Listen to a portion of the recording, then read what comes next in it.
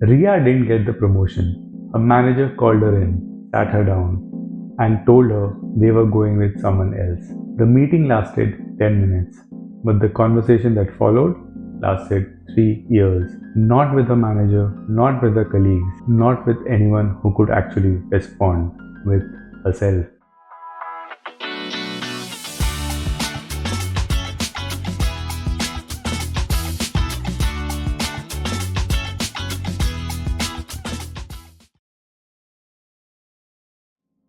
I knew I wasn't good enough. Everyone probably saw it coming. I should have worked harder.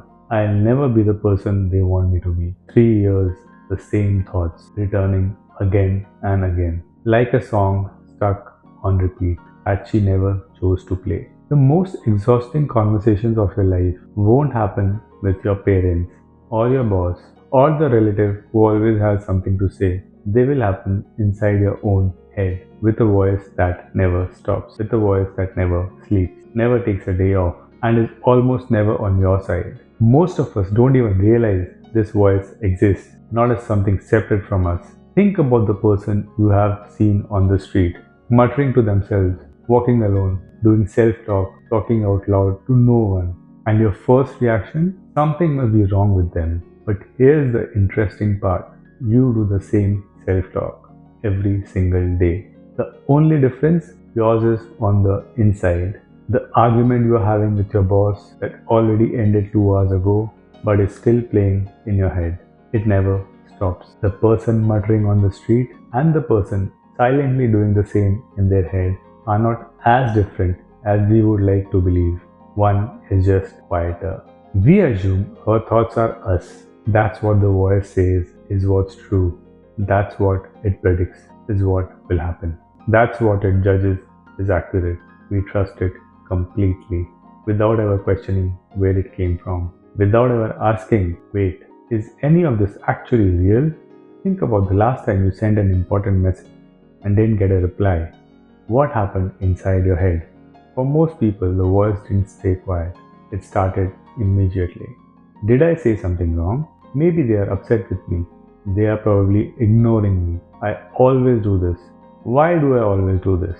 And by the time the reply arrived, 20 minutes later, because they were just busy, you had already lived through three versions of a conflict that never happened. You felt the anxiety of it, the defensiveness of it, the shame of it. Your body reacted to a story which your mind invented about a situation that didn't exist. That's not a small thing. That's your body responding to a fiction as if it were fact. Your heart rate went up, your chest tightened, your mood shifted, all because of a conversation with a voice that made something up and then convinced you it was real. Arjun is 28. He has a job he doesn't hate, friends who care about him, a family that is mostly functional. By most measures, his life is fine. But Arjun wakes up at 3 a.m. not because anything is wrong, but because the voice woke up before him. You are falling behind. Your friends are doing better than you. You haven't figured it out yet. What if you never do? He lies there in the dark, following one thought into the next until 5 a.m. arrives and he is exhausted before the day has even begun. Nothing happened to Arjun last night. No crisis, no emergency, no actual threat, just a voice doing what it does every night. Here's what's actually happening. Your brain was built for survival, not for happiness, not for peace, but survival. And the most important survival tool your ancestors had was the ability to anticipate threats, to imagine what could go wrong, to prepare for the worst. That voice in your head, it's not broken. It's doing exactly what it evolved to do. In the jungle, that voice kept you alive. Don't go that way. Something feels wrong. Be careful. But you are not in the jungle anymore. The threats have changed. The deadlines, the comparisons, the unanswered messages, the uncertainty about the future. But the voice hasn't updated. It's still running the same ancient software on a completely different world. Still scanning for danger, still predicting the worst, still treating every uncertainty like a predator in the grass. And here's what makes it worse: the voice has a bias, a very specific one. It holds on to negative experiences far longer than positive ones. You could have 10 good things happen in a day and one bad thing, and the voice will spend the entire night replaying the one bad thing, not the 10 good ones. Never the 10 good ones. Priya got genuinely positive feedback from her team. A presentation went well. Her boss nodded approvingly. Three people told her it was the best one yet, and on the drive home, all she could think about was the one moment she stumbled over a word. Did anyone notice? Did it ruin the whole thing? Why do I always mess up at the crucial moment? 10 wins, one stumble. The voice chose to stumble every time. This isn't weakness, this is biology. The human brain is wired to remember threats more vividly than rewards. It's called negativity bias. And the most of human history, it was essential. Missing a reward meant you didn't eat today. Missing a threat meant you didn't survive at all. So the brain learned, weight the negative heavily, keep it close, replay it, learn from it. Don't let it happen again. Except now the brain applies the same logic to a stumbled word in a presentation, to an unanswered message, to a promotion that went to someone else. And the voice treats each of these like a matter of life and death. Because to the ancient brain, everything is a matter of life and death. But here's the part that should change everything. The voice is not you. There is a difference between the thought and the one who hears it.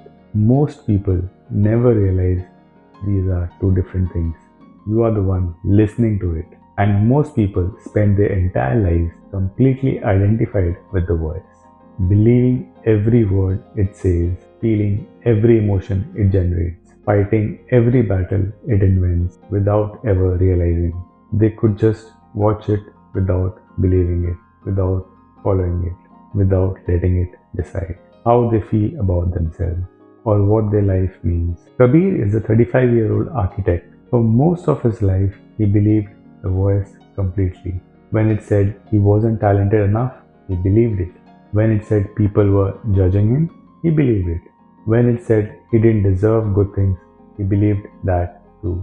And then one day, he was sitting in a park, doing nothing, just sitting, and a thought appeared: you are wasting time. And for the first time in his life, instead of immediately agreeing, he just noticed it, like watching a cloud pass. Oh, there's that thought again. Not that thought is true.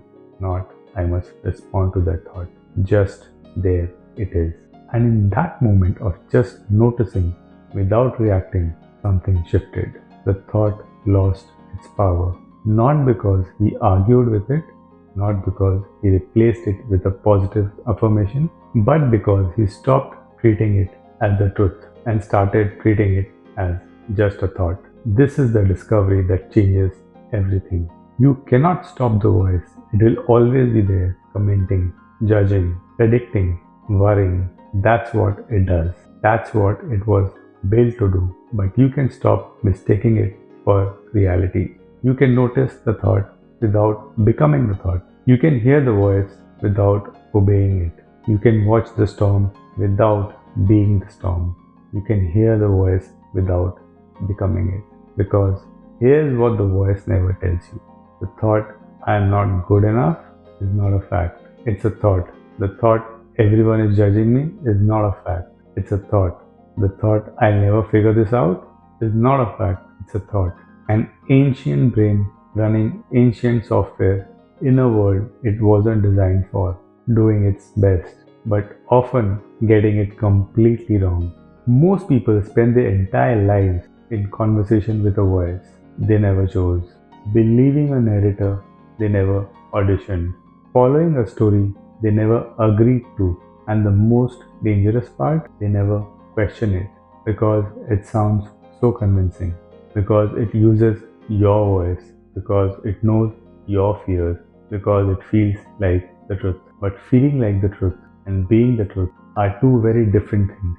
So the next time the voice starts at 3 a.m., or in the middle of a meeting, or after an unanswered message, or after a stumble in a presentation, try something different. Don't argue with it. Don't try to silence it. Don't replace it with forced positivity. Just notice it. There's the voice again. There's that thought. Interesting. And in that small act of noticing, you create something the voice cannot survive.